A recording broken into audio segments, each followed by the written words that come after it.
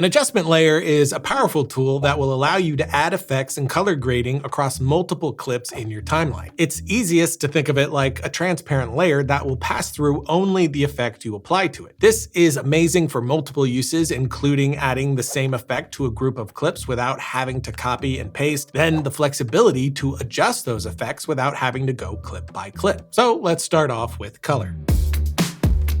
I use adjustment layers the most when it comes to color, not color correction. That just balances your image and is something I'm usually doing on a clip-by-clip basis. But a grade is the unifying style that goes across your project or scene as a whole. And for me, that unifying style tends to change often. So applying a grade clip by clip becomes a bit of a nightmare. So to avoid that, I'll create an adjustment layer, drag it to the length of the project, add lumetry, then apply a LUT. Maybe a subtle vignette as well, or if I wanted, a masked blur to the edges to simulate some lens characteristics. And I can keep going, of course, like adding the Film Convert plugin for some grain and halation to finish it all off. And since this is all on my adjustment layer here, I can make any needed changes very quick and easily.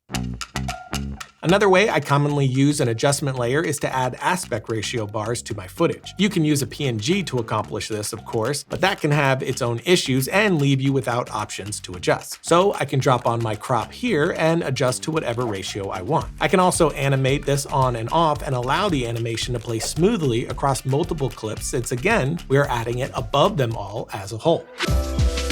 The transform tool is a very underused effect for adjustment layers. Sometimes you want a digital zoom in or out across multiple clips. You could do this by nesting those and then adding the move to the nest, but a better and more flexible way is by adding the transform to the adjustment layer and doing your move there.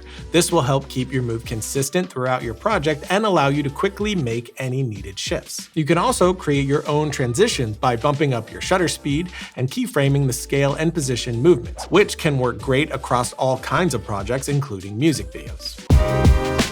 After Effects is usually what you want to be in for more complicated effects, but Premiere Pro can handle plenty of basic things so you can keep it all under one roof. Whether that's using a third-party plugin to give your image a more retro film feel, or a VHS look. Similar to adding a grain, we're going to drop this over our footage as a whole using an adjustment layer. Or we could leverage something like a blur. We could animate this on and off for different effects or as a transition. Or we could even add a transform and a blur to animate quickly for something violent like a punch to give a very stylized impact to the moment. You can also use the masking tool with something like a blur to isolate the effect to a specific area of your image. Like we showed before, this could be just for the edges, or you could go further and blur out a subject or object. You can drop your blur effect in, then go to opacity, hit the pen tool, and mask out whatever you want blurred. You can also mask in the effect itself, but using an adjustment layer makes it easy if you later decide to adjust or add more to that effect. Like if you wanted to add a bit of overexposure to your blurred area as well. So in doing it this way, you can add any other effects that you want and you don't have to mask the same area twice. You can also copy and paste these adjustment layers to do easy experimentation or use these adjustments in multiple places. But there you have it, a few of my most common adjustment layer uses, and if you aren't using this tool already, give it a shot. I promise you will not look back. They're essential for every edit that I work on, and hopefully this helps you get more creative and have more fun while saving time in your edits. And as always, if you have something you'd like to see us cover, feel free to drop us a comment below. And subscribe to the channel for more tutorials and updates like this one.